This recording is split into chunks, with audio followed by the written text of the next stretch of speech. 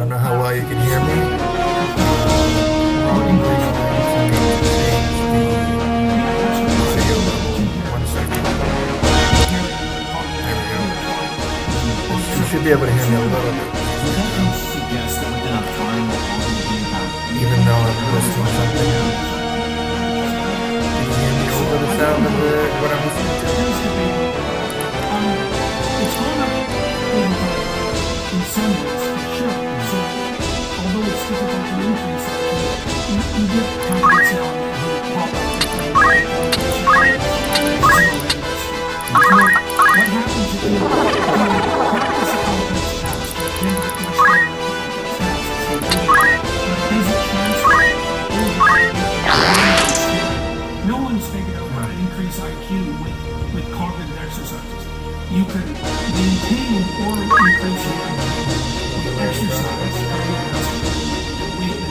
because your brain is very demanding organ. So,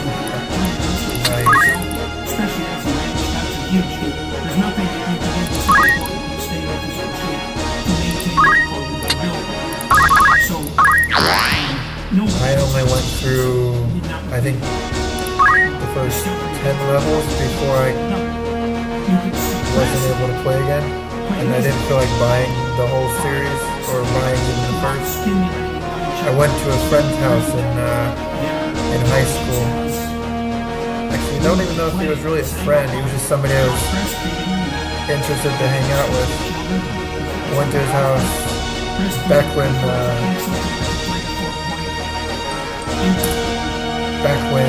playing or doing sleepovers was a thing, and ended up playing. He showed me World of Warcraft. He showed me a few other games that he played, and I was so enthralled by Final Fantasy or by World of Warcraft. I ended up playing almost a whole week, and he was like, I guess that the 2 or 3 times that I've slept over at people's houses, they've shown me something that I've never played before, and then I play it almost the whole time I'm there. It's kind of ridiculous.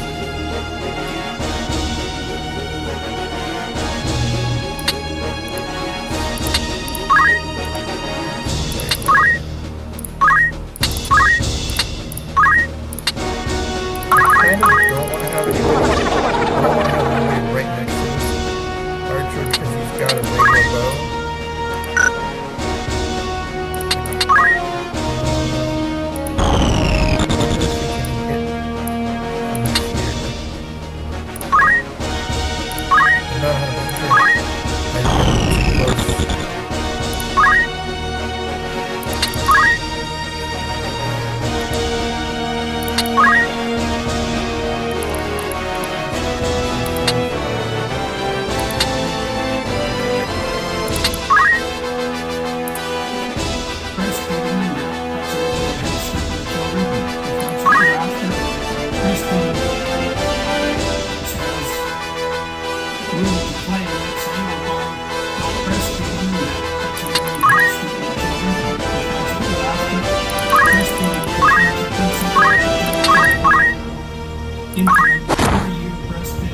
Why is that?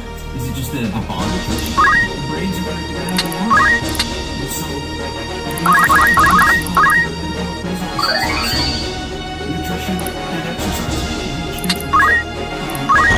So if you take your asking about biological so now you take 20 minutes a day and good luck with your videos and enjoy whatever you got with World of Warcraft.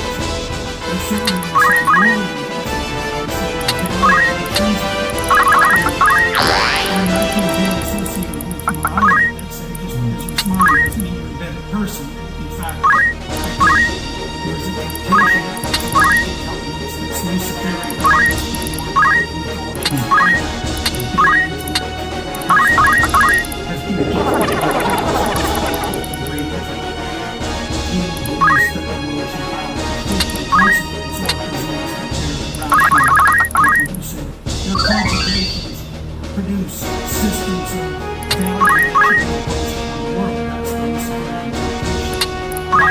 but there's a massive difference between people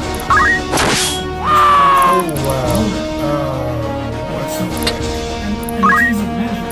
It's very robust. So, for example, Of course you're gonna run away. Of course. No, I could fail my...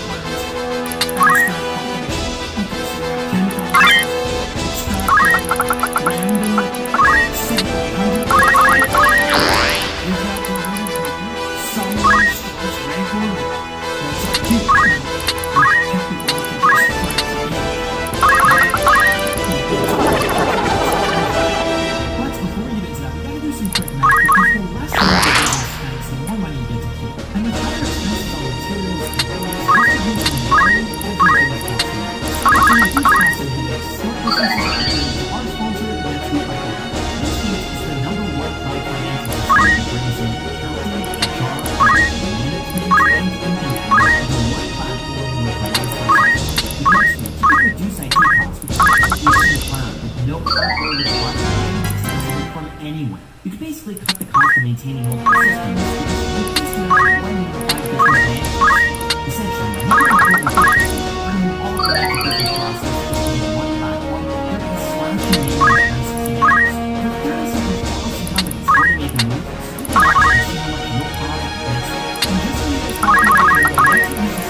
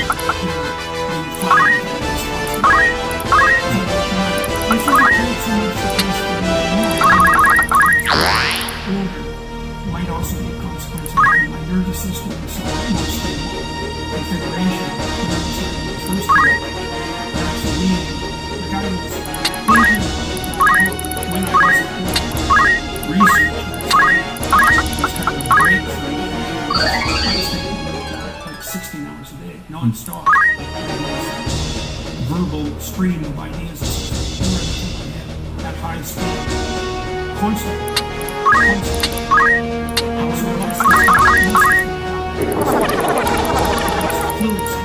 So you can do it, for instance, fluency and so actually comes straight from the so one of the things, fluency, right down as many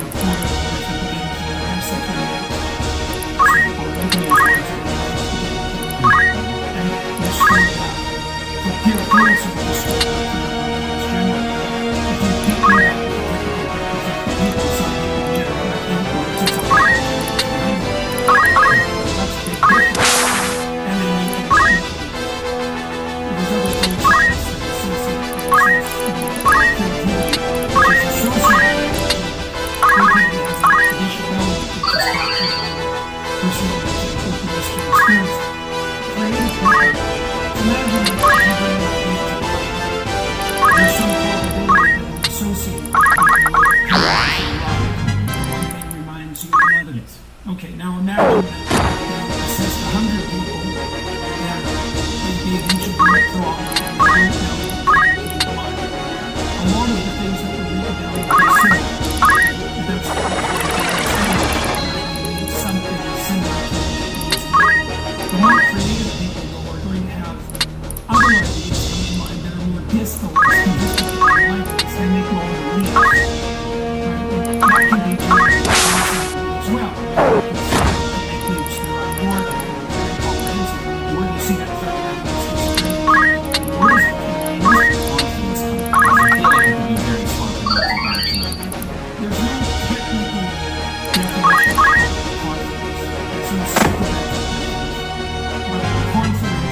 Self-esteem, which is also a very ill-defined phrase.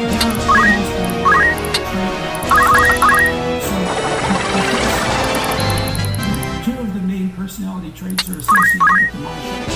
So people experience more positive lower threshold. People have a lower threshold for negative emotion, anxiety, shame, pain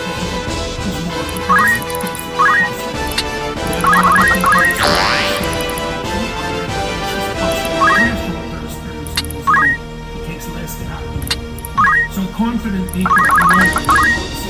Now, typical person you experience is hyperconfident, low bosses, insecurity, anxiety, somewhat not anxious, they're not inhibited. Anxiety freezes them. So, speech, extroverts, so confident person, someone who's highly inspirational. Now, there's various types. You might experience a disagreeable person. It's not because a disagreeable person is associated with feminine as a disagreeable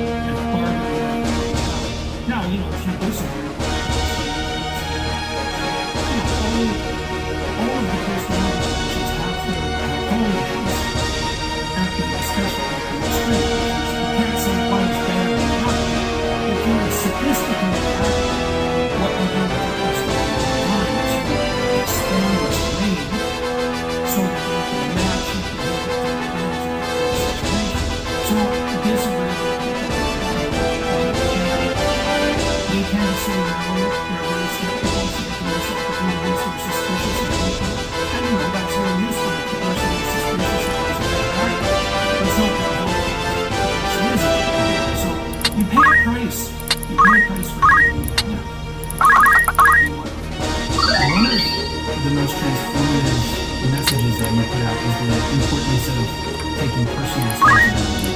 In the biggest way possible, in fact, in Rogan, you ask yourself what is the meaning of life? And you concluded that it's the meaning that reveals itself when you take maximum responsibility for your life. Could you start?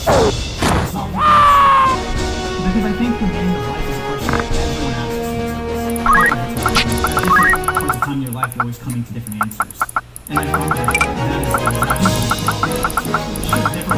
is the wrong I answer. talked to a philosopher yesterday, and we were discussing modern conceptualizations of divinity, let's say, conceptualizations of God.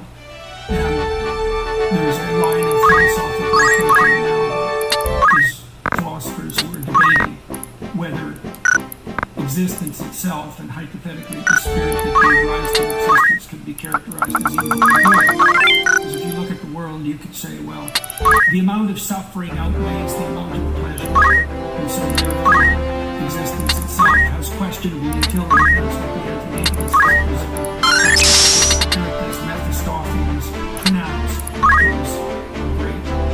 It was Karl Marx, the ultimate anti-atheist. But it's a foolish way of conceptualizing the world because it presumes that the right axis of evaluation is something like pain, like it's a hedonic evaluation. Well, I don't think that's true. I don't think that's true at all. I don't think it's true existentially, partly. Here's the reason. You might say, well, I just want to be you mean extroverted? Do you mean full of positive emotion? Do you mean suffering? Do you mean calm? What the hell do you mean? But it's also not even all these behavior. So, what might we want instead? Well, here's a question. What memories can you build on that? What would you say? Imagine taking yourself apart with your conscience, wondering whether you're a good person, evaluating yourself more. You don't look back in the past and ask yourself how often you were happy. But that's just pointless.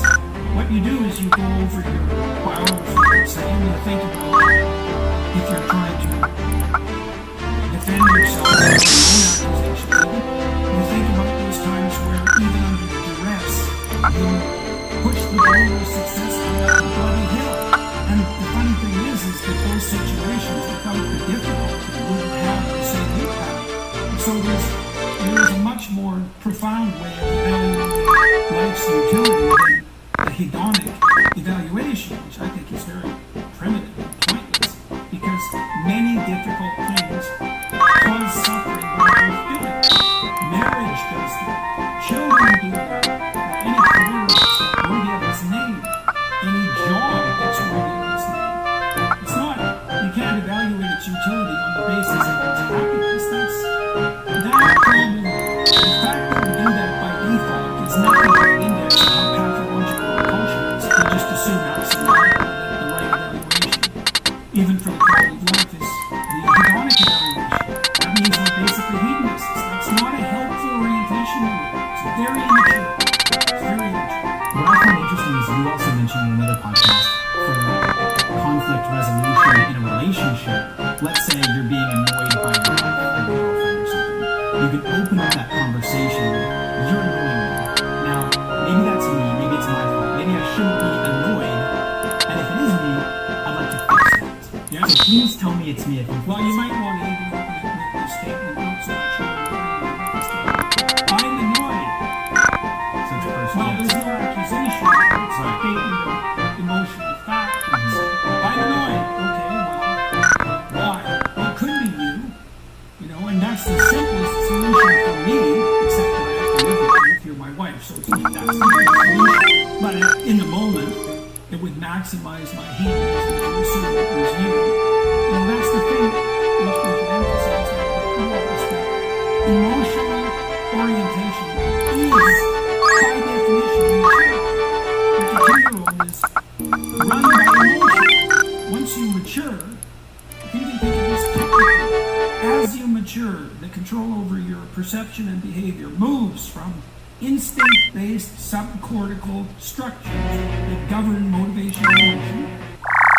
The instinct to the cortex, which is context-dependent, future-oriented, and communitarian. So, my happiness isn't as important, let's say my moment-to-moment happiness isn't as important or as meaningful as the psychological and physiological health of my family. So you make sacrifices for that. Life is a sacrificial enterprise. I even put myself in the hypothetical situation of this. Let's just say, I got a girlfriend, she was annoying me, and I imagine myself being her and saying, I'm annoyed by you, and it's probably my fault, and if it is, I want to fix that. And it even made me a little bit. Like I was already, it had already hurt me. That's not annoying.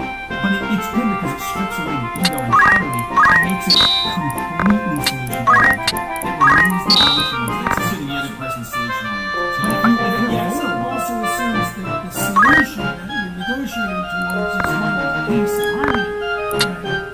So you need a that's part of the constitutes a religious orientation. In the technical sense, it's like, what the notion of solution presumes an orientation towards some end. Well, what's the end? Well, that's the religious question. It's the ultimate end. That's the religious question. It's like, well, why not? If it's your wife and she's annoying you, like, why not just beat her until she stops doing those things? You say, well, no reasonable person would do that. It's like, well, first of all, you have a lot of unwarranted faith in reason, that's for sure, because it's not obvious at all that that's not a reasonable solution, especially at work. That's certainly what tyrants think. It's not like they're unreasonable. So, let's say they're oriented towards something like long-term peace and mutual aid and benefit, till death do us part, in sickness and in health. So you're viewing the relationship over the longest possible period of time, and then you're presuming that the other person in that regard. Because they are. If you're married, it's like the person that you're married to is there with you all the time. There's no separation between you and her. Not if you're really thinking about it, because the quality of your experiences dependent upon one another. And so you make a unit. Now the Christian ideal, this is an ideal that works underneath some but not all modes of sanctifying men and women. The Christian concept is that you put the union of the two of you at the pinnacle, and that union is the recreation of originality. The originality was separated into male and female. It's both, male and both. Kind of hypothetical, perfect union. Anyways, the idea is that you put this, and that's equivalent to Christ. The idea is that there's a union of purpose, perception, and action that can be attained by the communication between the couple. And you want to elevate that above both of you with self-interest. So you're always negotiating towards that. Like how do we idealize this union? So then if that's your orientation, and you're engaged in some strife, the logical question is, who the hell's got the problem? Because maybe it's you, like I said, not that you do it for me in ways that obstruct me, but maybe it's me. And then there's another impediment that isn't merely egotistical. It would be lovely for you to presume that you're right, and people love to do that, but there's another reason for that too. That's about writing guarantees and freedom. Because what you see is that there's a recurring problem in your relationship, even the relationship with yourself, is that there's something underneath that's driving. And unpacking that is a journey to hell. That's why people don't do it.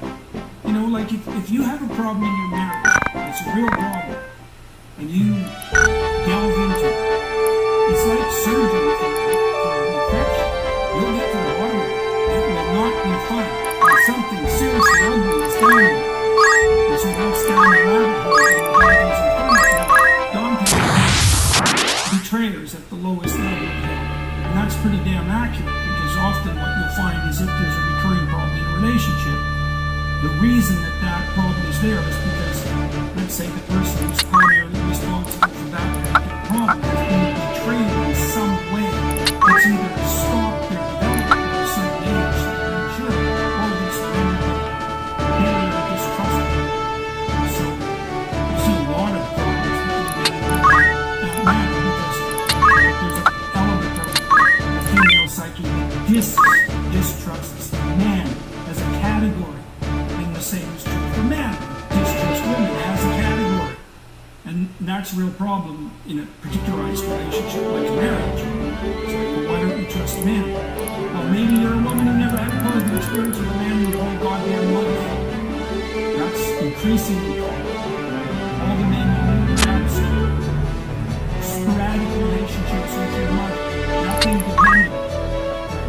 A series of sponges, or worse, exploiters.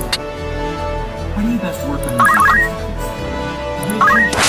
I would say anything that's under the surface, like you're talking about finding an infection, going down and surgically removing it. How do you even begin to broach those topics in this community?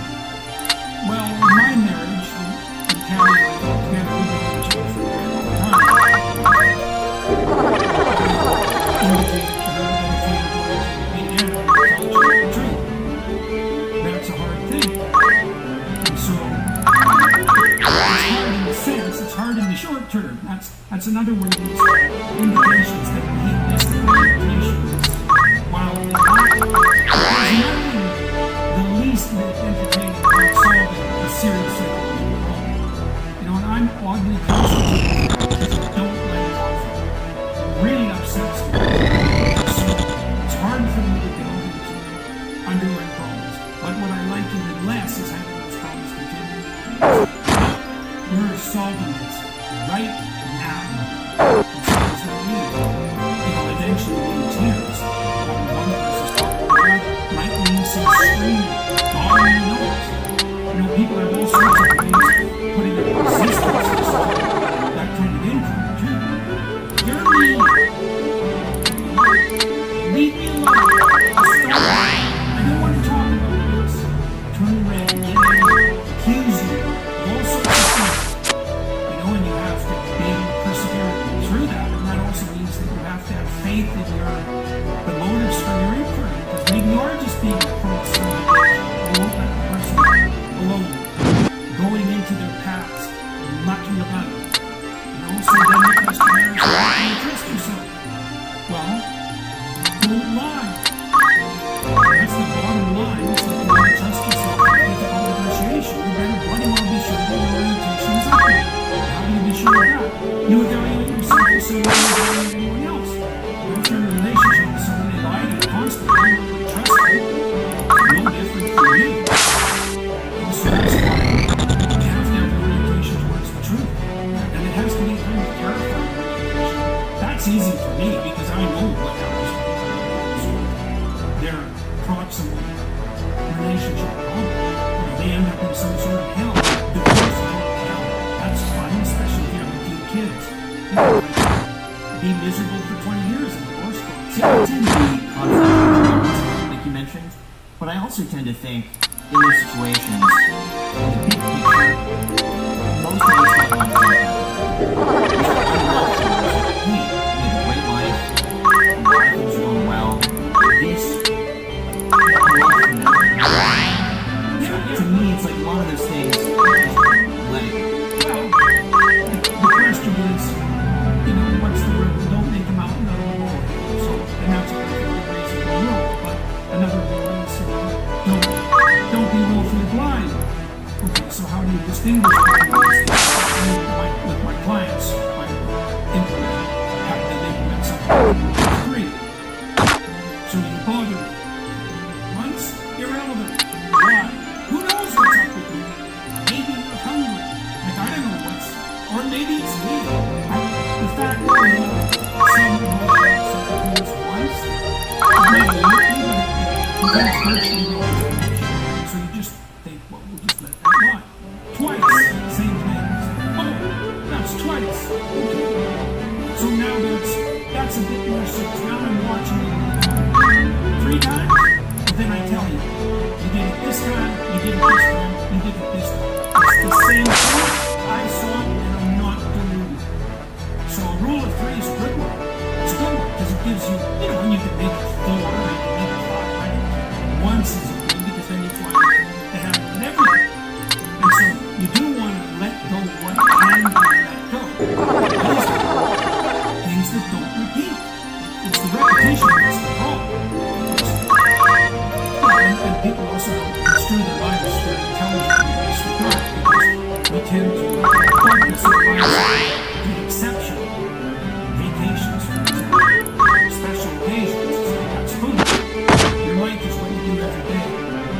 Mundane things you do every day, that's not life. Those are things that interfere with those, like maybe every time you well, that's not good because you're only spending 20 minutes of one-on-one time with any other kid on average every day. So if bedtimes are miserable, that's your relationship. Well, that's your need to fix that. Or maybe there's unpleasantness when you come home after work. Or at breakfast or lunch. I don't know. If it repeats, it's so that's what we're looking for. Repeating patterns of history. And if they repeat, the basic rule is if something repeats, it's not going to stop until you fix it. Your wife or you might be acting on the patterns of misbehavior that have cascaded down the generations. So a few weeks back I mentioned in the dating app I was at and I've got to say, it was a complete twist of the league is specifically made for people that are career-focused, ambitious, and short-term. You'll find doctors, lawyers, creatives, just a few really motivated and ambitious people. They also vet every single person that joins, so everyone is looking verified and actually serious about finding a match. So the way it works is the league sends you a curated batch of matches every single day from the series that is extremely meaningless where you can quickly see things approach. You're basically put up to talk to someone else that you know very little about. It tested my confidence, honestly, a lot. Learned a lot about myself, and also it's a great way to meet people and see if there's chemistry. So I've been on the league for a couple months now, and I gotta say, it is overall a very good experience. I love that we're just dating options going on. And on top of that, their search filters are second to none. I find crazy because the league is a 50-50 ratio men to women, which is basically unheard of on dating apps. Honestly, I'm just really enjoying using the league. If you want to enter your dating life too, I recommend you guys try it. And the best part is, if you want to see the entire wait list, all you gotta do is message #ICH to get that consent. Thank you so much to the league for sponsoring this episode. And back to the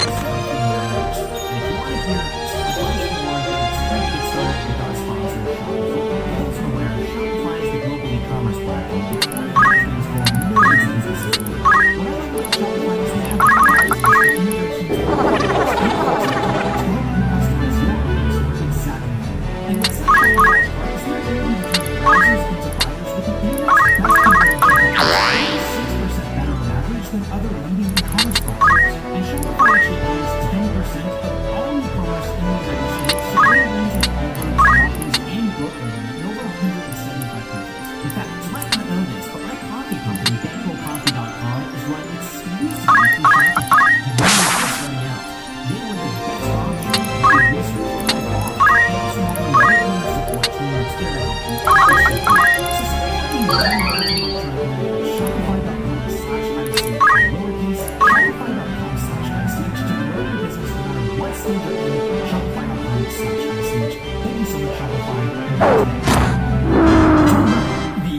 the importance of honesty and truth quite a bit, which is another thing that resonates with me a lot. And I like to have certain rules and guidelines in my life that I know can make decisions, so I don't have to leave that to my subjective, random, arbitrary decision-making machine.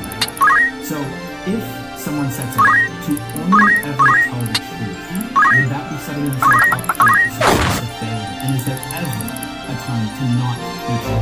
For example, we've asked guests on this podcast before. Tom Billy, funny enough, had a really interesting answer to this, which is, if your wife doesn't get on the truth, then tell her. When you say, don't ask me questions, my answer is yes. Questions like that aren't realistic in a way because they strip out the necessary context. Like, you can't tell your wife how she looks in a given outfit unless you negotiated how to do that thoroughly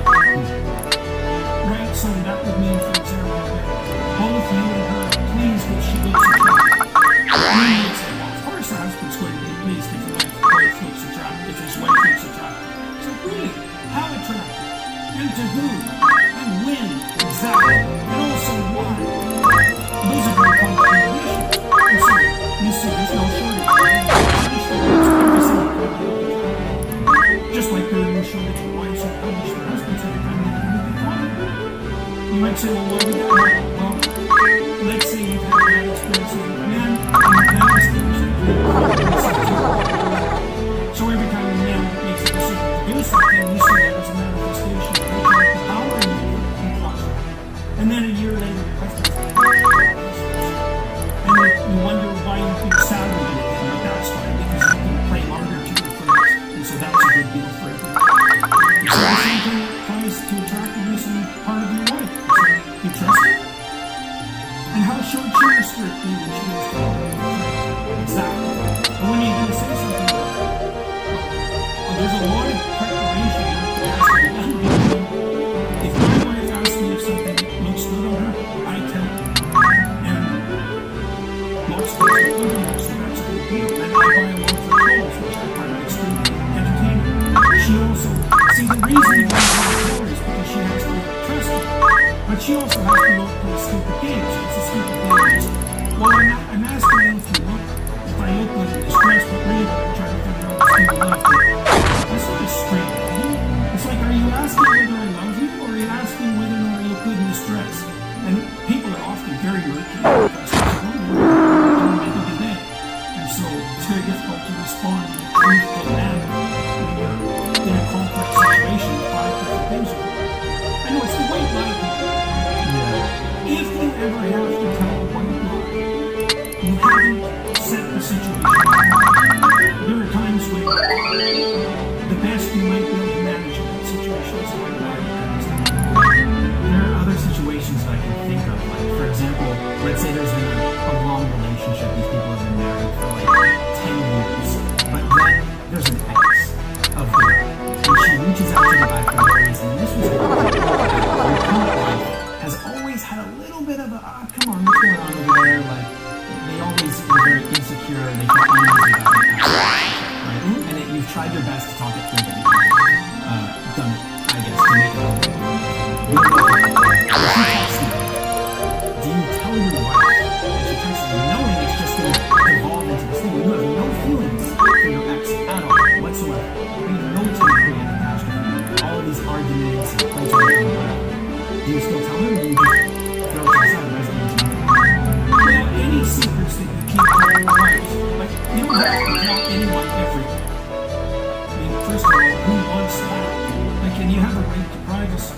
But keeping secrets from the person who's adjacent to you is not helpful. It's just not helpful because it means there are areas of the shared life that are off limits.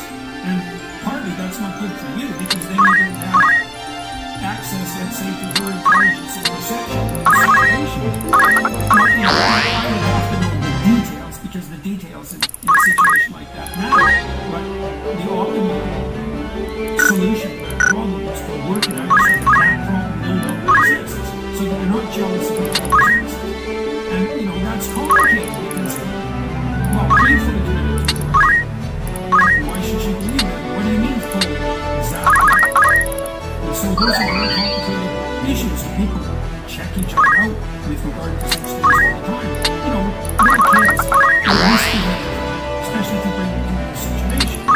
And you might say, why the hell are they misbehaving? They know perfectly well what the consequences of that would be, especially if you're a diligent disciplinarian and the rules are minimal and clear. While you bring your kids into a situation, you back up. Well, why? Because they want to see what you're doing. Because what you're doing defines them in the situation. And they always punish them for that. They want to know.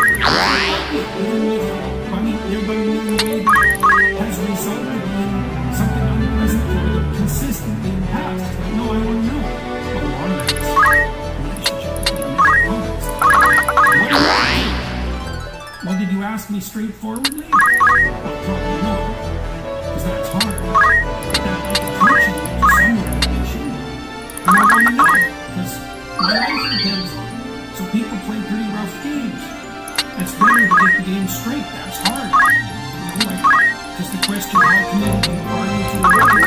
That sort of thing is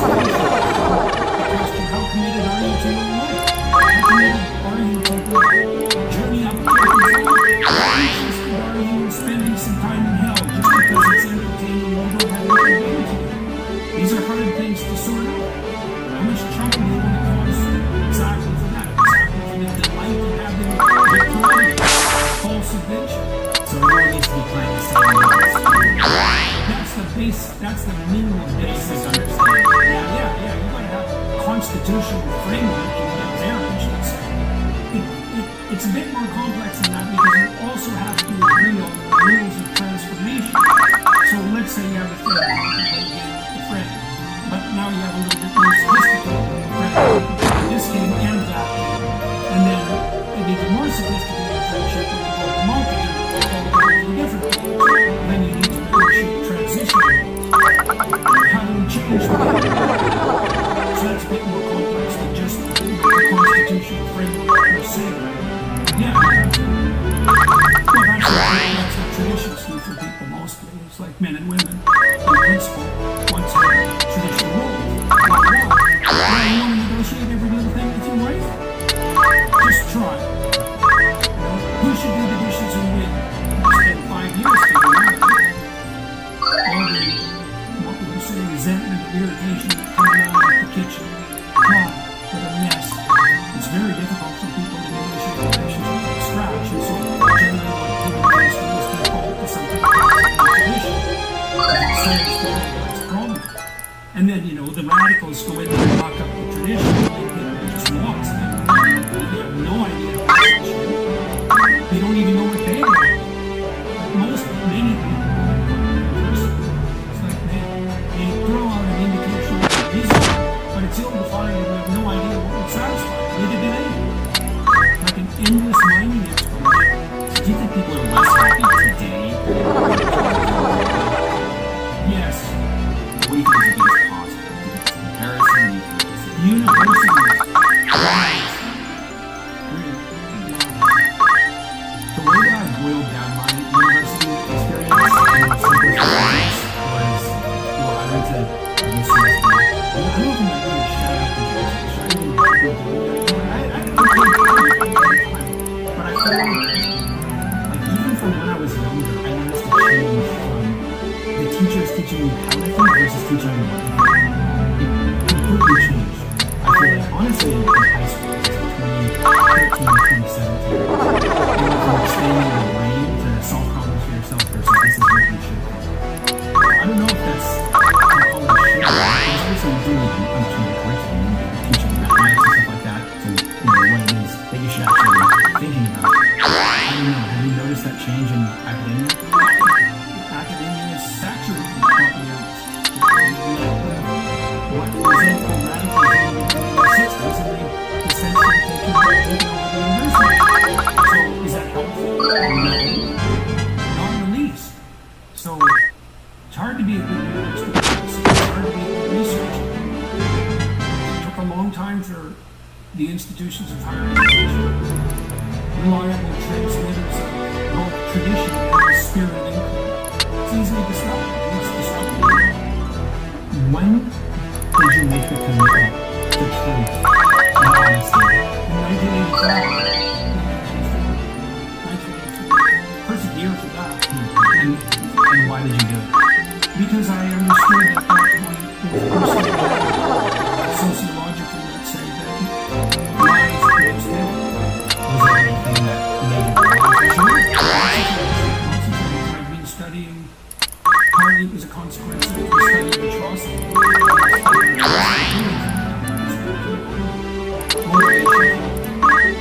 Serious misbehavior, I would say. Sadistic illnesses.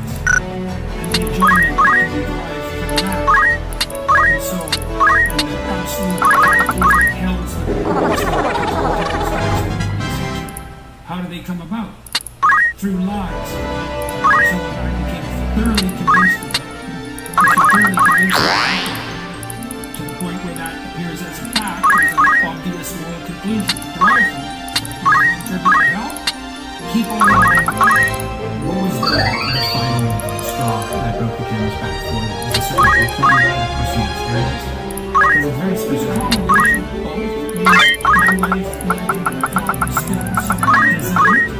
I like to create, so that I had a hedonistic orientation to some degree. And alcohol doesn't bring out the best in people's characters. Alcohol almost universally makes people less than they are. It's fun because it eradicates your concern with future consequences. It actually kind of does that physiologically.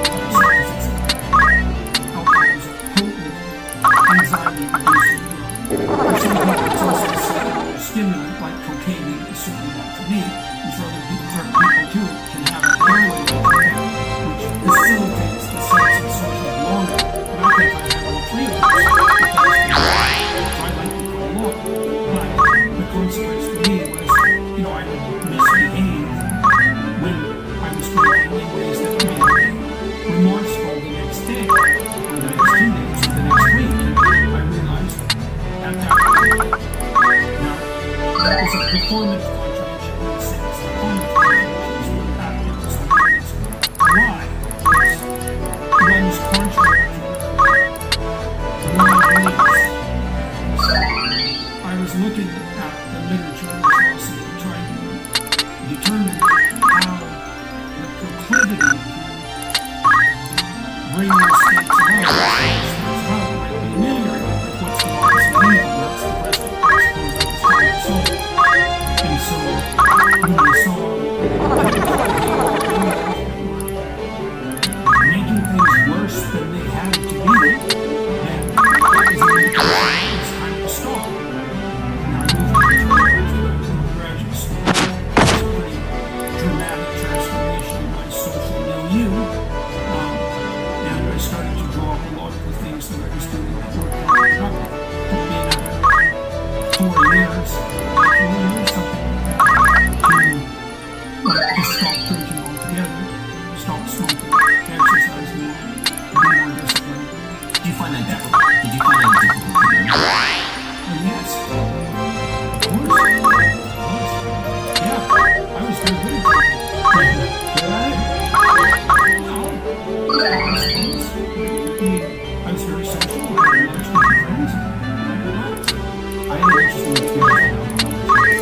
I made a personal decision to do this. I was disgusted by it for a really long time, up until being about 21 and a half.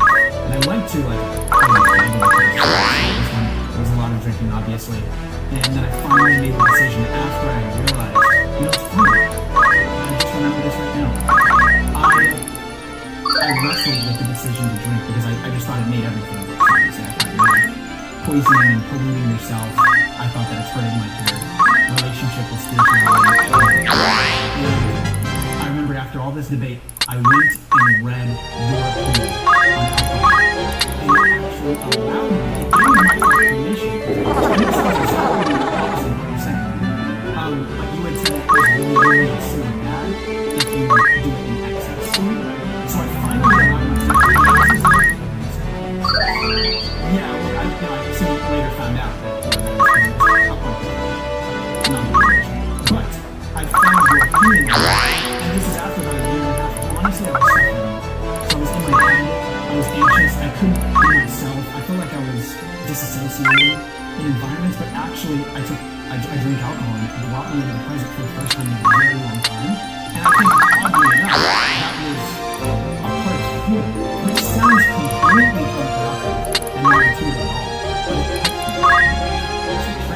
Experience in a social environment physically, like you're actually able to experience happiness for the first time in a very long time. I did it close to me. I don't know what that, if it means anything.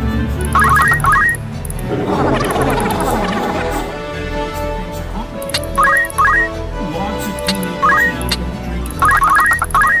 Teens say, well, that's a good thing because alcohol, all things considered, is problematic.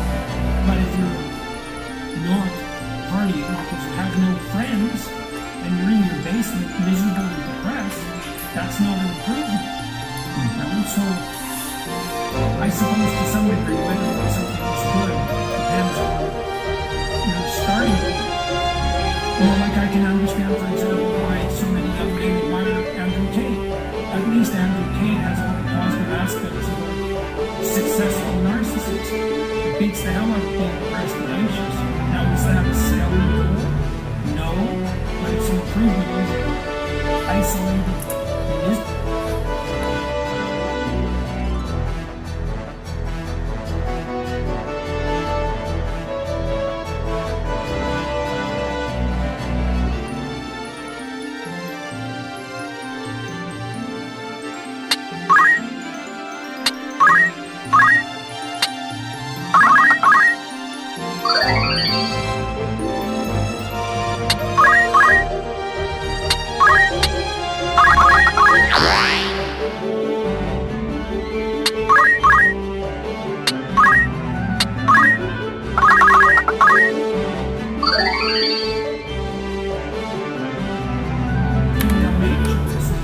There's a strong proclivity to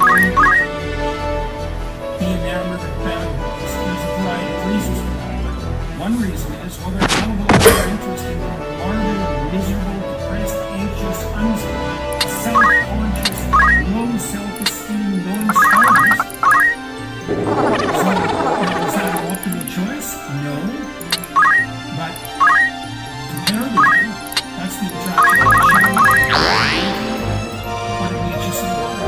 Most morality is cowardice.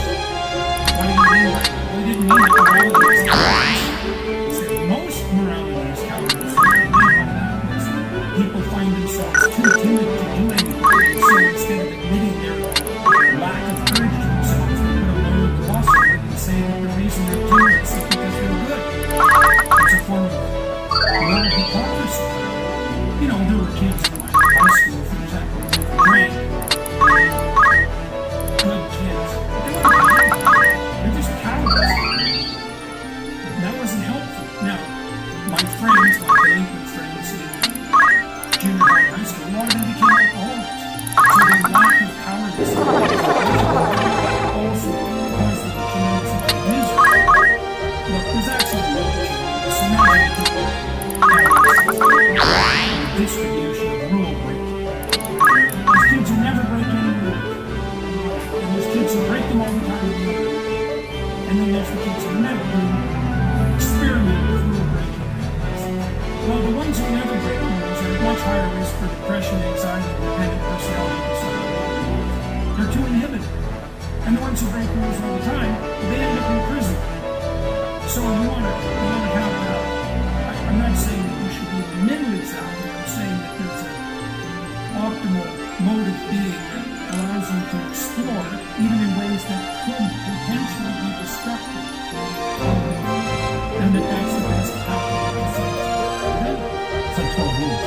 It's ordering chaos. It's like familiar and known versus exploring. Yeah, because you don't want to make the error presuming that a totalitarian order is equivalent to morality. It's funny what you said was actually exactly the conclusion that I came to, which was I was assigning a false sense of morality to myself because I was sober. Even though it just made me feel good about myself. Right. I thought that I was holier than thou. Yeah. Because I wasn't drinking and I was denying myself that because I would say that. People that cared about me, but I wouldn't actually accept it. It's out of cowardice. It's interesting how alcohol affects everybody differently because for me, it's I'll have 2 drinks and instantly I'm just like, alright, I'm tired of this fun.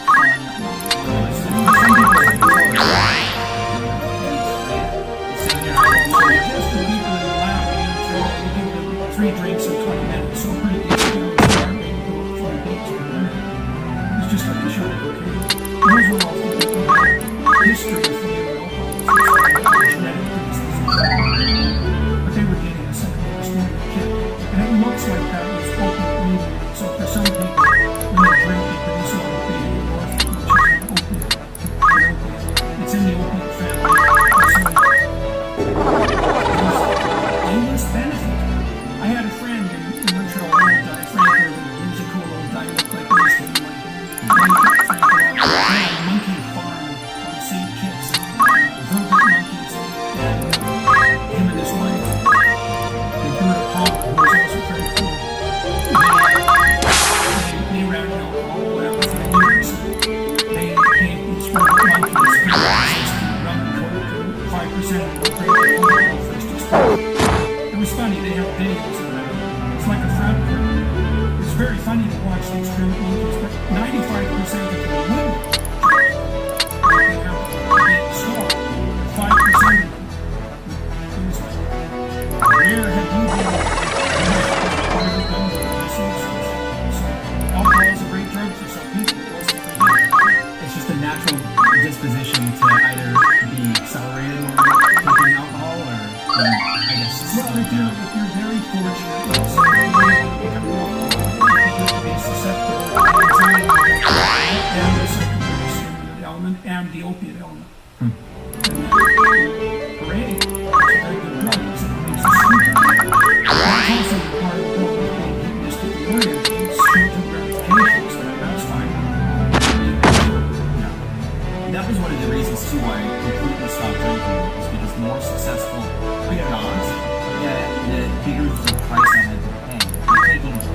the day off. It's so valuable. Like, oh, do I want to stay up for 2 drinks? Yeah. But I'd rather just not have it. Well, that was another thing that also stop drinking is when I was working on the Facebook. I couldn't, first of all, it was too emotionally demanding to work on that as hormones. Like, I just couldn't handle it. It was just too much because I'm reading sadistic Auschwitz stories it's much worse. And also I couldn't get it because of the one of the things, so here's something to consider. So, in the biblical stories of transformation, Abraham is now, so Abraham leaves the comfort of his family. He's from a wealthy family. He leaves the comfort and the comfort of his family because God comes to him as the Spirit. And then Abraham goes through a series of transformations of personality. His name is actually Abraham to begin with. He's renamed about 2 years in the story. The reason for that is that his identity transforms so radically that it's as if he's a new person. Okay, so what does he do? Well, he starts standing up, and then his personality transforms. He has to make a sacrifice. So he goes right to makes a sacrifice. Well, what's the sacrifice? Well, he said it was sacrifice. He jumped up the run, and it turns out the field of opportunity and responsibility. My time is too valuable to waste half a day. But that also happens to happen to graduate schools. Like, no, I can't afford this. And it's partly, it's not even I can't afford it. It's like I have some energy. This is something anybody who's watching or listening to, if you want to deal with an addiction, it's one thing to quit. Quitting doesn't exactly work. You have to replace it with something better. And with alcohol, it's great. Cocaine's great first. Well, what could be better? Well, that's your problem. Yeah, so it's better than I certainly can't graduate school. It's like, no, but I thought it was so interesting that I could compromise it even a little bit. You know, and so imagine that you look up these rungs, that's Jacob's ladder, up these rungs of transformation. With every major transformation, you sacrifice. Yeah, I think over time too, that's why it became more disagreeable. It's just because the time is so valuable that you know you focus on it. Right? Yeah. Yes, definitely. That's a matter. Sure. That's one of the advantages actually of being disagreeable. Is that you can prioritize more stringently. And you know that as a virtue, that's what that loud. You're not supposed to discriminate. You're not supposed to judge. You're not supposed to discriminate. So everything's the same. See? That's how you're going to organize your life. There's nothing that distinguishes that from utter chaos. You have to be unbelievably discriminating. That's the logos, right? So when God throws Adam and Eve out of paradise, fall out of paradise because of their pride, is a more accurate way of representing it. God installs a cherubim, which is kind of a long-sized angel, and a sword that's on fire that turns every which way. And what does that mean? Well, it means that the sword obviously cuts. The flaming sword burns. So the flaming sword cuts and burns. And if it turns every which way, there's no escaping it. Well, why? Well, if you want to recreate paradise, then everything that isn't appropriate has to be cut and burned away. And that can be a lot. So people are terrified. Speculation. There's no difference between hell for the sinful and the sight of the sword that cuts and burns everything away. Because if you're 95% lies, then anything that fixes you will look like death or worse. And so, the terrifying idea destroys everything that makes you worthy. It's rough. You experience that at least in some and this is the case. So I never drink. So what happened to me is I quit when I was like 27.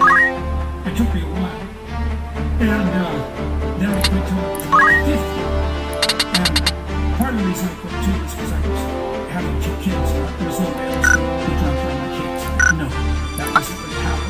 And then my kids left and I was 50. I thought, well, maybe I could drink some kids in a way socially. Now, but it's still some awkwardness about that. And I drank when I was 50.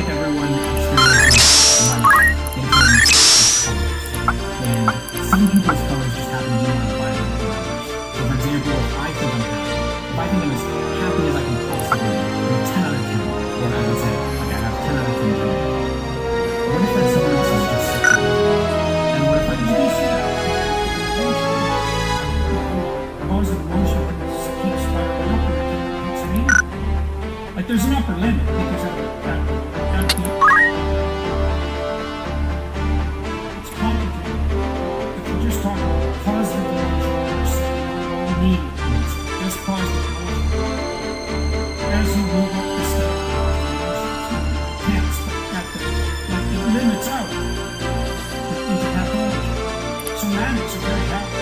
But meaning produces positive emotion. Meaning is positive, right? It's complicated. No, exactly. It's complicated because sometimes meaning is easy, especially in children. It happens with kids all the time. Look, there's a huge psychological literature that purports to show that couples without children are happier than couples with children. So then you think, well, children are a burden. No, your definition of quality of life is stupid. It's like, of course you're not happy with your children. It's like you're worried about them. Why? Because they might die. So, or be hurt. So that's on your mind. But that doesn't mean that it's not meaningful. So, in a very profound way, you have to snap the connection between hedonism, either on the positive or negative dimension. So, like the relationship is by no means one to one. So, let me give you an example.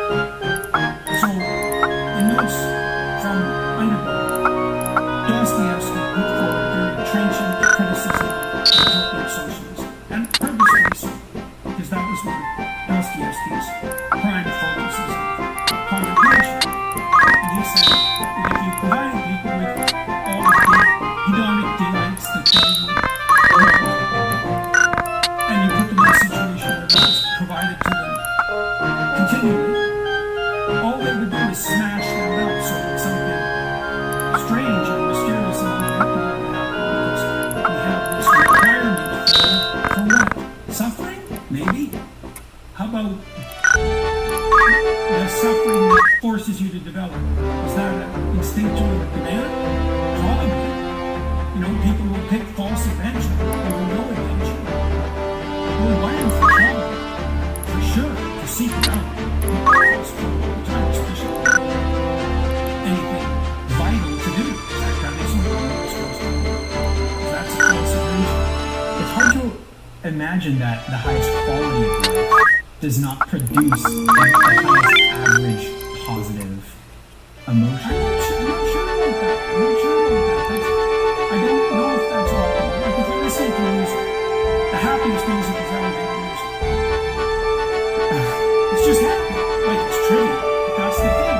Like there's a lack of depth to unadulterated happiness. But the depth provides positive emotion. Right, but the depth also is.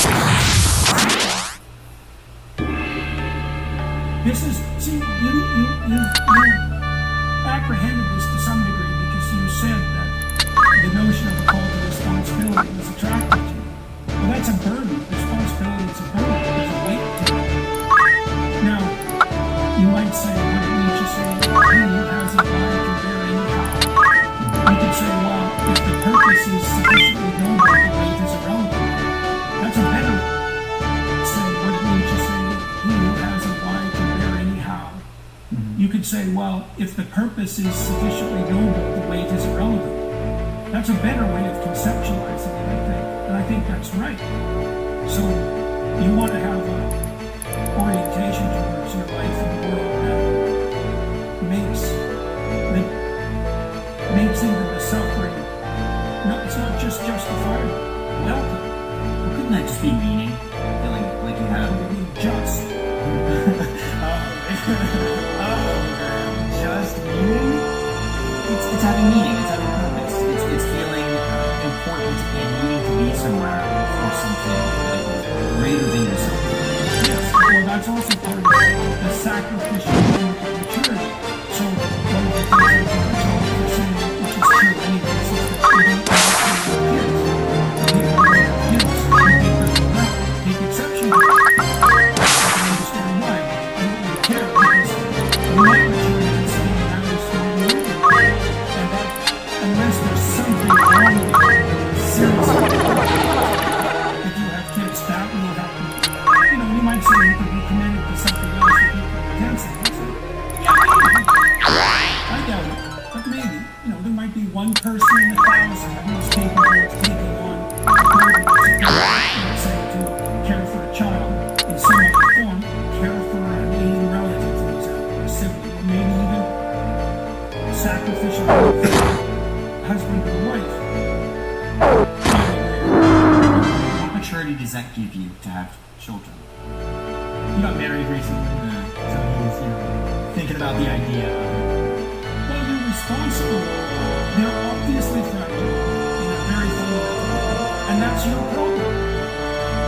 So you better have your eyes open. And there's lots of ways you can follow up. And the thing about kids, they're perfect. And you can really look that up. Now, you can also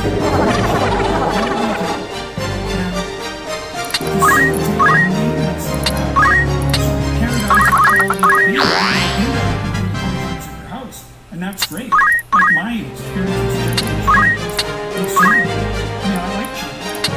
I used to work in daycare since I was 18. I really liked the kids. And so I never felt my kids to be a burden. When I was working as a professor at Harvard, I basically stripped my life down to work and my family. That was it. There was nothing else. And that was fine. I mean, I loved my work, so that was fine. But my family was great for my work and very rewarding. I mean, most of the time, if I have my choice, I would rather have my kids. That's been the case my whole life. It's still the case now. They're unbelievably rewarding. So the thing about kids, this is something that's important to know. The relationship you have with your child will be the only relationship you ever have in life that starts with the following presumption. There's nothing that child wants more than to have the best possible relationship with you. You're 100% wrong. That's right on the table. People find that daunting.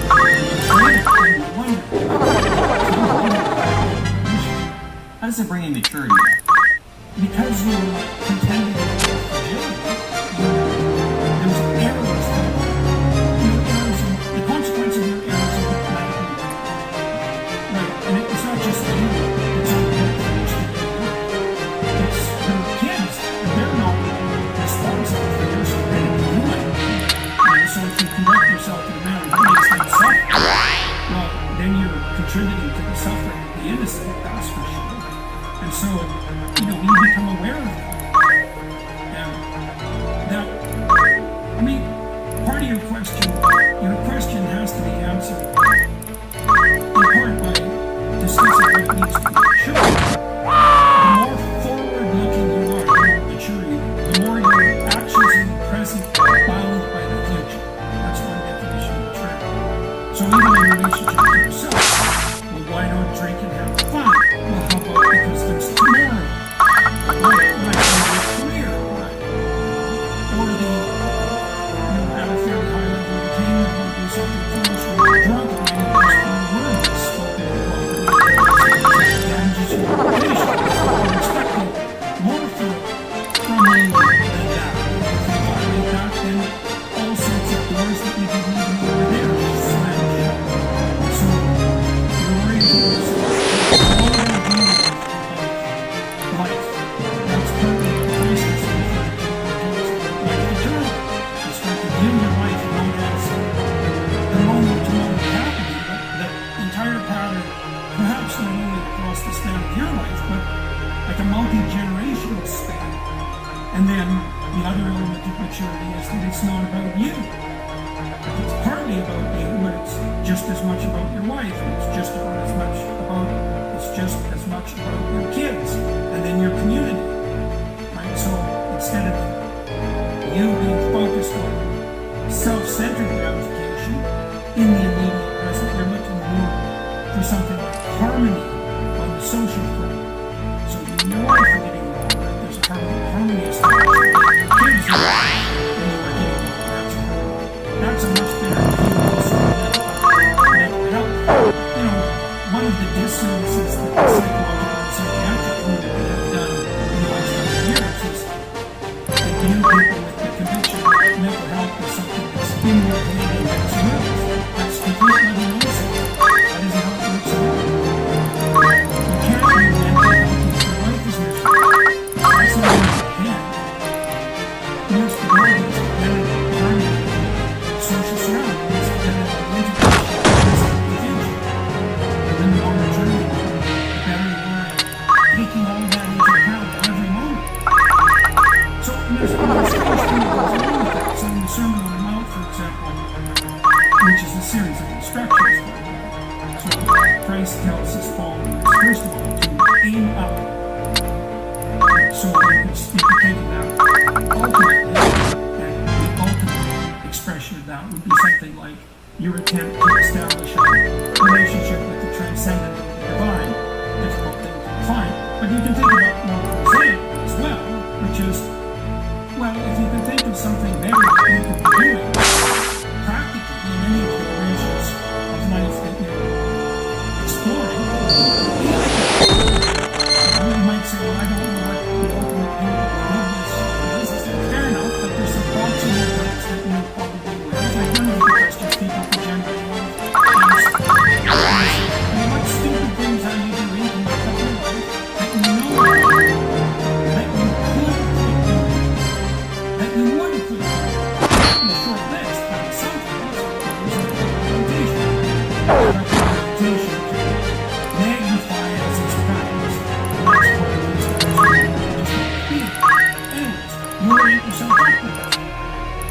maintain the same people have the same intrinsic value that you do. And then you concentrate on the moment. And then you can have your cake and eat it too, because you get the pleasure of the moment. And there isn't anything in some sense that's deeper source of meaning than that. But that's predicated on the proper disorientation. So Christ says in the song, they don't toil, they don't spend, they're not maculating, twist the fabric of reality so they can no, aim up, then concentrate on the moment. And that those things should inform you. You can imagine, here's the example. So you can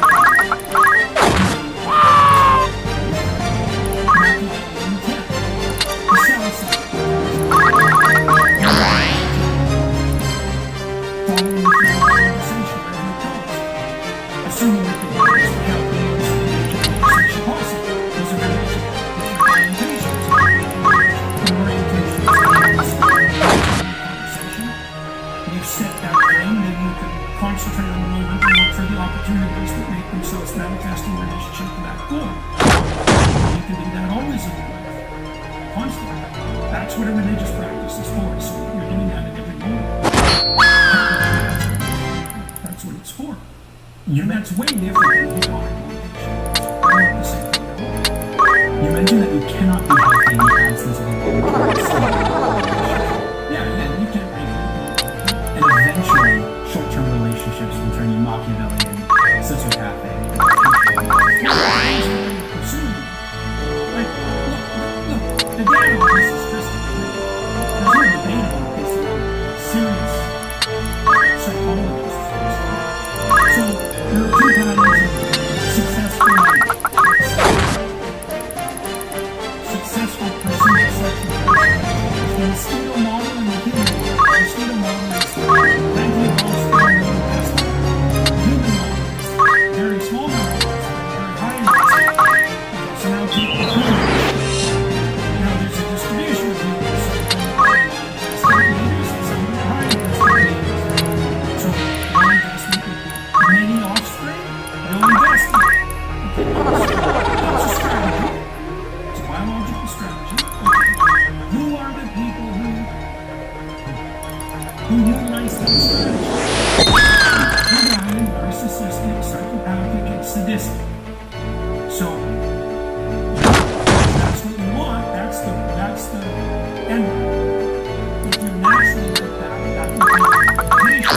But if you practice that, that's also what you become. for a long-term healthy and stable relationship, does that have to be with like a partner, like a husband or a spouse, or could it be, say, a brother? Well, that's fine.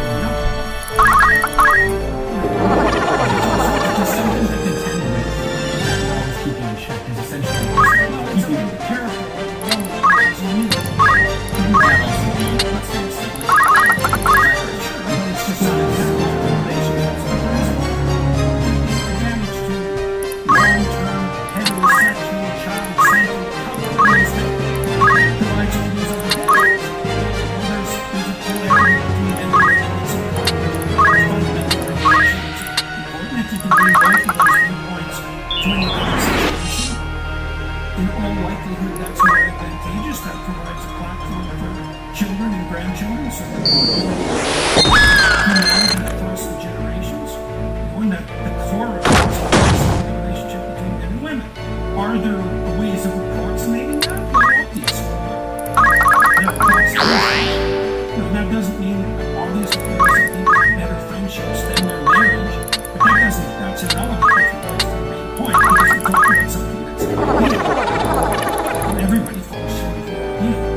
But part of the reason you can't get into is sanity isn't like, here's a definition of sanity. You're not more socialist, so other people can tolerate your eating and listen. So why is that a good situation? Well, it's for other people. And if they're giving you signals all the time, all you have to do is listen. So that's what you do. Now you might think, sanity is in your hands. What makes So we regulate ourselves socially. That's what we talk to each other. Right? That's so interesting. I feel like what's in here, what you're saying, I feel like I'm like struck with my pride a little bit. Like, I feel like I can live my life. I can't always or try to do what is right and think, well, I guess I'm still basing my decision making. I always think I use a lot of time to decide what to do between like a moral conundrum is like what would the optimal person in this situation do and completely remove myself from the situation. And then I do that. But I guess that's also relating. Well, that's right. Yeah, That's what what you you said said. by Right? yeah. Some observation, to some degree, constructive, idealized representation of reality, where human beings, that's like the son of man in Christian conception. That's a way of thinking. So what you're doing, is no way from say that Christians, and that's also what would Jesus do. It's exactly the same. And it's pulled from the way people. So it's technically doesn't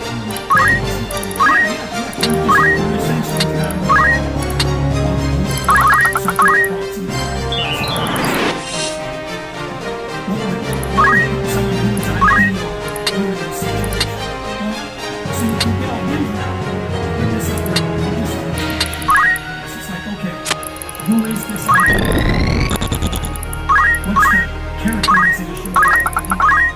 You could write that all down. You'd see what the idea is, and then you'd see that it approximates the figure of the hero in mythology, insofar as it has any utility. I told my friend this, and he said that is the story to people. Well, that's the intermediate figure in some ways. So there's the transcendent ultimate unity, but that's ineffable. There's some intermediate figure. That's the role of Christ in Christianity. Right? That's God down to earth. Why is Christ an ideal? Because he welcomes the catastrophe of fate. Right? So there's no ideal person in Christianity. James seriously, like anybody who tracks all the money is going to have attitude towards even the different existence. That's going to discover what they care. And so you admire people who can maintain themselves across the path. So the most admired the best across the worst.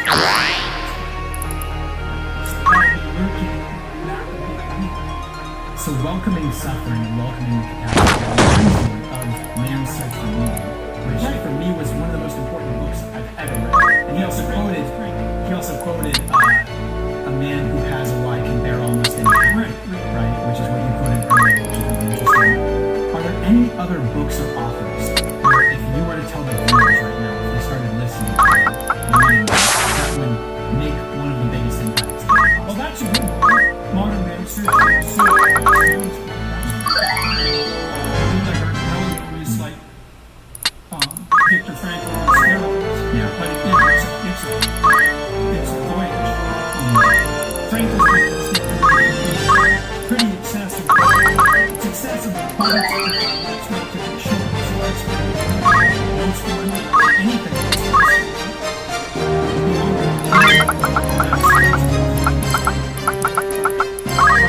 Viktor Frankl's book is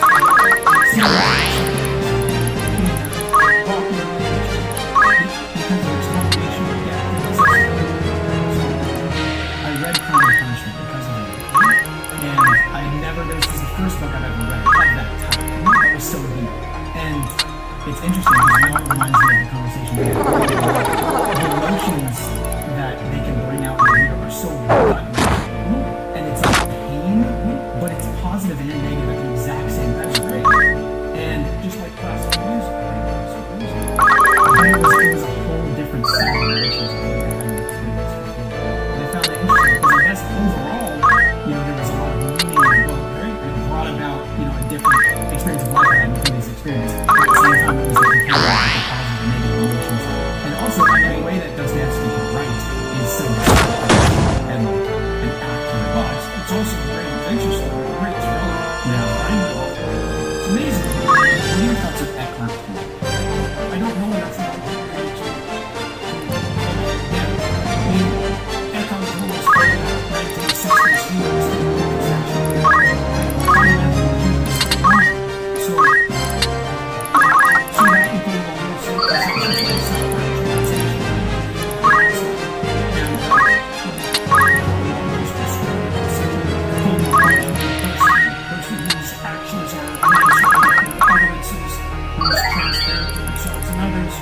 Communicates in a manner that's striving to bring themselves and other people upward. But it's all within a human's frame. In the final analysis, it's weak. It can't withstand ideological assault. Resistance. I found Eckhart Tolle to be, I mean, his two books were also some of the most important books. And you were in the power of both of those. A lot of it has to do with the fundamental idea of those books is very similar to what a lot of different philosophers. A lot of philosophers, when you break it down, you know that the fundamentals are pretty much the same, just the abstractions from it different. I feel like it. I'm sure you've observed that. But I think those two books are some of the most important things. For me, at least these are tools to alleviate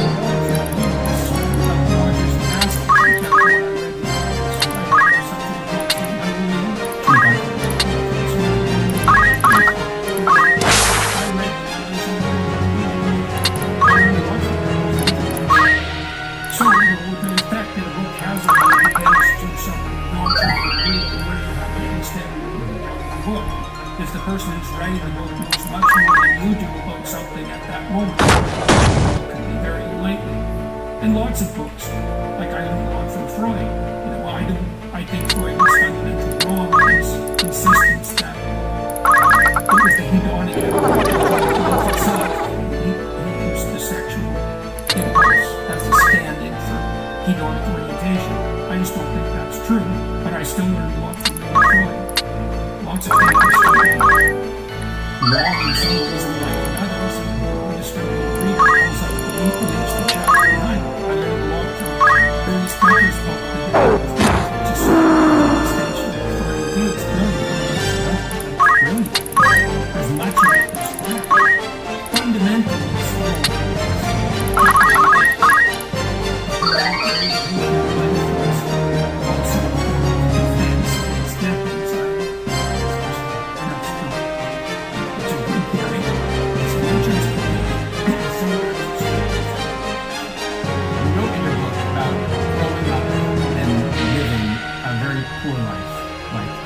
financially speaking, and that you were an assistant professor supporting a family, and your wife Tammy had no green card, so she couldn't work. And you have a funny story about selling a neighbor a car and the door fell off in your car after you sold it. So all the paint had peeled off in the sun in Saskatchewan. Well, it was enough of a rattle trap to attract the attention of the police. That works.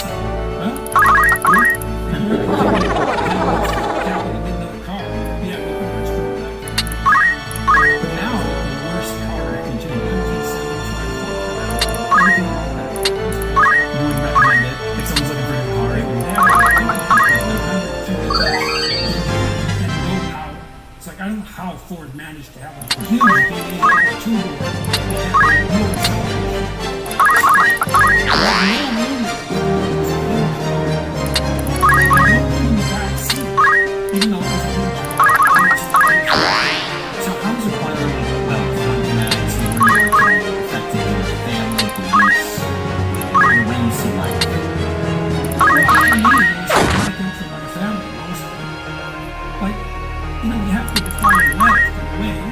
Wealth is a door of opportunity.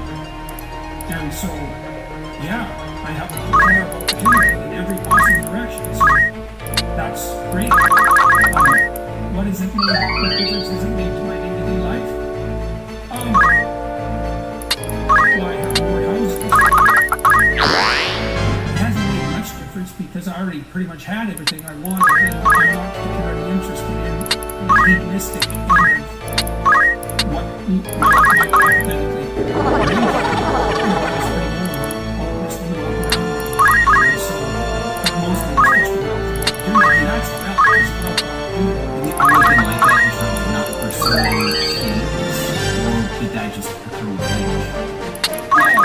I pursue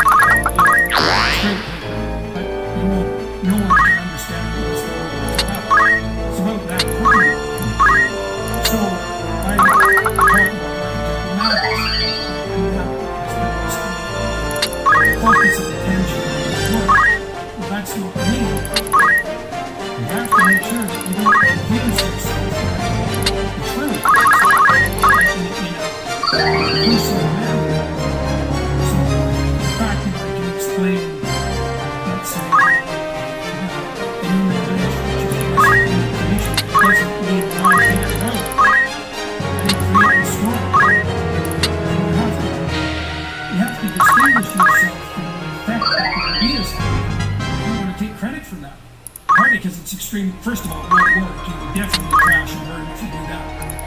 100%. That's the story of Nicholas. You don't want to do that. You don't want to fly too close to the sun, the heat melt all the wax in the wings. That's a very bad idea. And then I have people around me. I've got counselors. My wife, very level-headed. My son and my daughter awake. I have friends too that play the same role. Evaluating and watching all the time, trying to be careful. And number two, to be grateful for all the opportunities that I have, for the fact that they put me through things easy it could be. I think gratitude is definitely something for me. Definitely. And then obviously also something to think about. Distribution of salary. Situation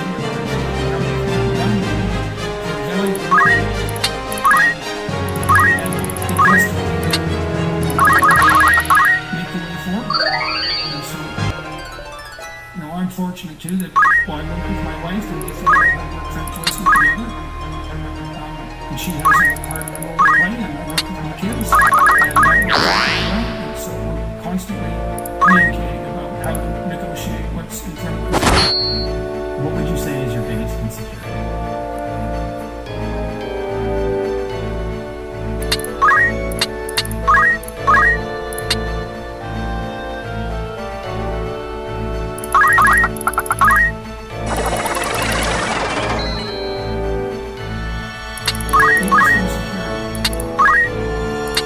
Well, it's probably related to the first one.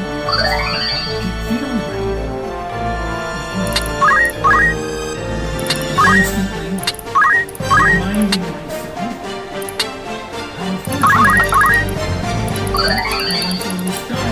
That was quite the catastrophe. I was extremely ill for 3 years. Unbelievable. That's gone. People nice to see you. Don't take that for granted. Very careful with people. I don't presume that that's normal or ordinary ever, because it's not. I remind myself as I go on stage, I'm lucky to be there, lucky to be alive, lucky that it's not my mom, as easy it could be. So, gratitude is evident to resilient miracles. What would you say your biggest weakness is? Maybe. Do you see any reason to fix that? Do you see any better reasons? Yeah. I don't know. It's just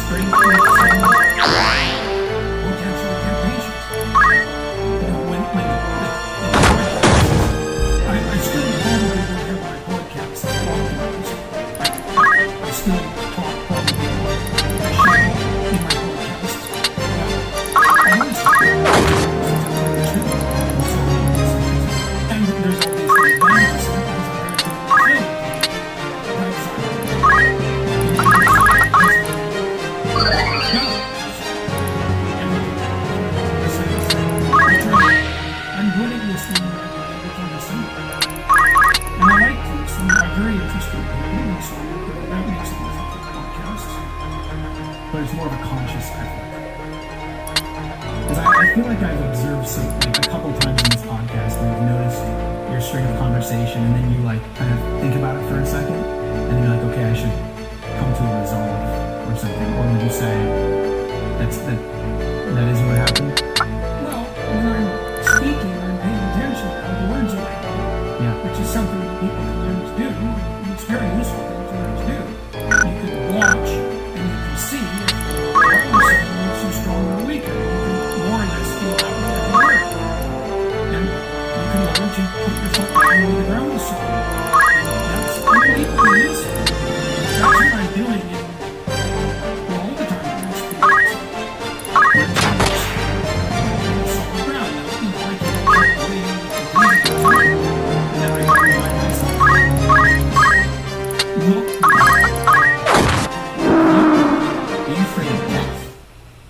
I'm afraid of other things more. Death to me just seems like there's nothing that we can confirm in terms of that. So to me that seems terrifying. I mean, I would be more worried about that than other things. I don't think about that because it's beyond my capacity of comprehension. So I just leave that live for mentally. But if death is the thing you're most afraid of, you're very fortunate. So there are things that are far worse than death, like far worse. So, and I would say I've experienced a fair number of things. What would you say is worse? Unbearable pain doesn't go away. Moral culpability. You know, like how much do you want to be responsible for the suffering that your stupidity has engendered? So that's rough. So that's why there's conceptualizations of the soul, let's say, in classic religious writings. You strive to protect not your life but your soul, and that's right. It's hard for modern people to understand that. Modern people think that there's no death, no fear, there's no fear of death. That's just with our imagination. So if you have enough imagination, this is why the terror-imagination theorists, for example, are wrong. When you construct their own story, it's always death. It's the thing they're most worried about is your own device.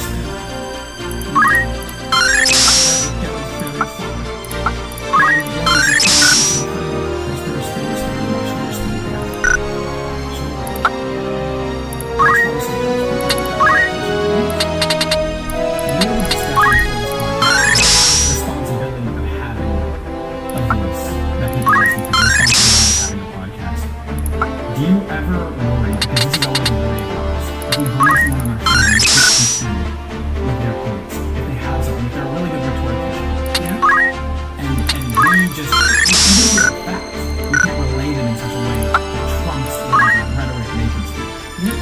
Is that a responsibility that we have our view of the people around us, not the members of Responsibility to do the best you can. To keep your reputation right, to do the best you can. Doesn't hurt.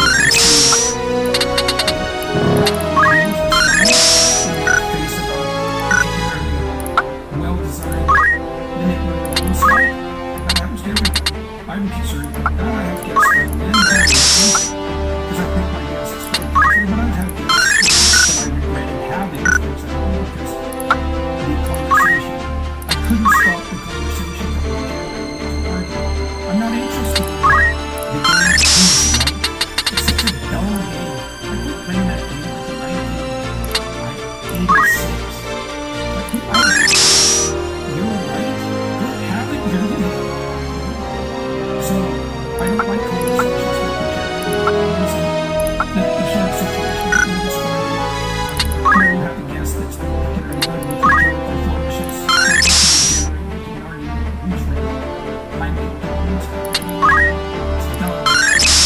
But there's no reason that we have to do perfectly. You know what I mean? We want to be on the air. You have to take it seriously. That we bear some sort of responsibility if we have someone on our channel that in essence whether or not we agree with our platform.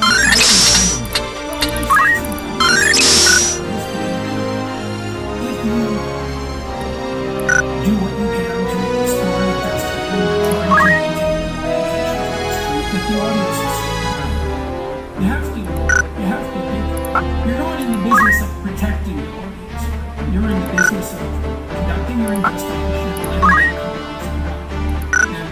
have to assume as a default that when people see most of them, when the evidence is in front of them, many people can see it. The ones that can't. If you're trying to educate people, you're trying to deal with that problem. You follow the golden thread, and you assume that you can lay out the truth that the best that could happen. And you don't want to get to the point where you're pulling your punches or confining yourself. You can make some mistakes. Otherwise, if you're not making some mistakes, you're probably pushing it. There's an optimal level there, too. It is a relief to see what happens when you take not going to win the argument, going for truth and clarity to the nth degree. As I see you, which I assume to be, someone in pursuit of that, to be successful in love, granted, not without its downfall and shortcomings. As far as I'm concerned, I mean, if you look at my life in the virtuous sense, you think I must be set by enemies all the time. First of all, it isn't obvious that the number of people who should object to is zero, the optimal number. Like, if I'm upsetting totalitarian fascists, it's like, okay, that's a good thing as far as I'm concerned.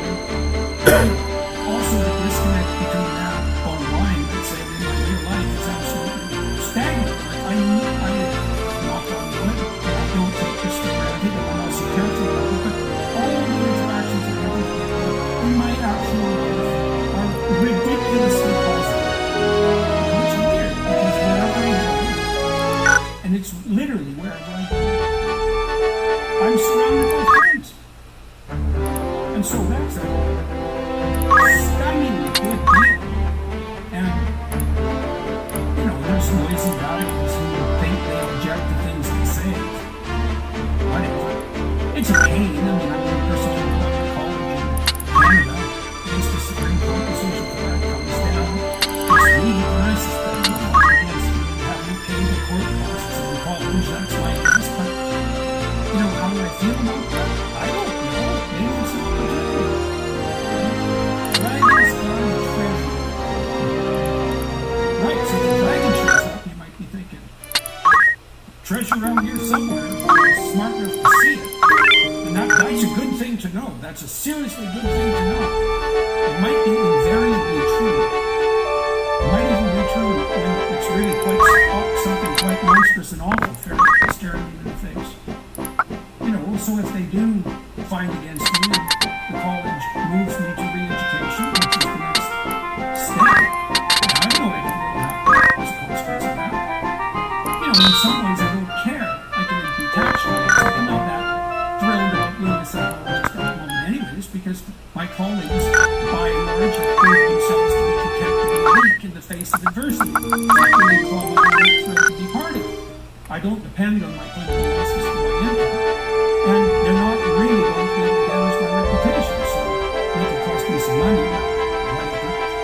I can figure out a way to generate more money from what they're doing and what it costs me. So, what course would you say you're most excited for? Well, of the courses I've taught, there's certainly one I would say, yeah, that's a deadly course. So I did a course on nature, that was fun. It's half of the overview. Alright. That's a good place to end. Have a great night.